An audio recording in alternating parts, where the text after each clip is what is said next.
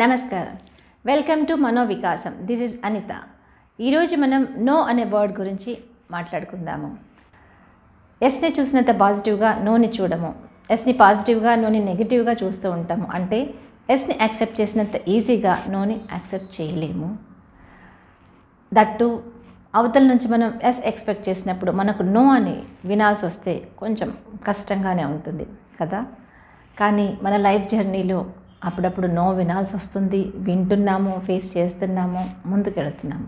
కానీ కొంతమంది మాత్రం, ముఖ్యంగా పిల్లలు, టీనేజ్, యంగ్ అడల్ట్స్ నోని విని తట్టుకోలేకపోతున్నారు. వాళ్ళు అనుకున్నది జరగకపోతే తట్టుకోలేకపోతున్నారు. అనుకున్నది జరిగే వరకు ఓపికగా ఎదురు చూసే సహనం కూడా వాళ్ళ లోపల తగ్గిపోతూ ఉంది.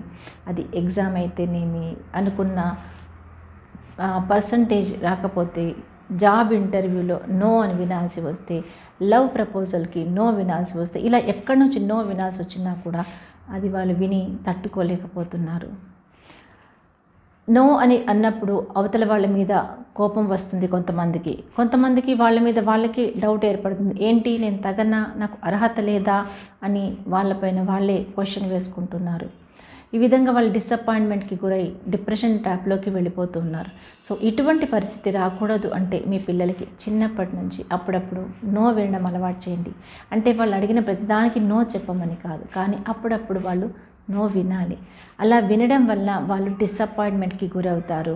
దాని కారణంగా దాన్ని తట్టుకునే శక్తి కూడా వాళ్ళ లోపల ఏర్పడుతుంది. మనం కోరుకున్నవన్నీ మనకి దక్కాలని రూల్ లేదు, దక్కకపోతే లైఫ్ అక్కడితో ఆగిపోదు అనే జీవిత సత్యం వాళ్ళకి అర్థమవుతుంది.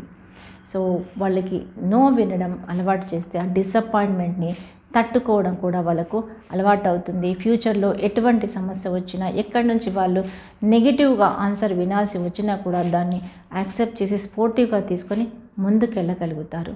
సో మరి చేస్తారు కదా. సో అంతవరకు think healthy, eat healthy, stay happy. Thank you.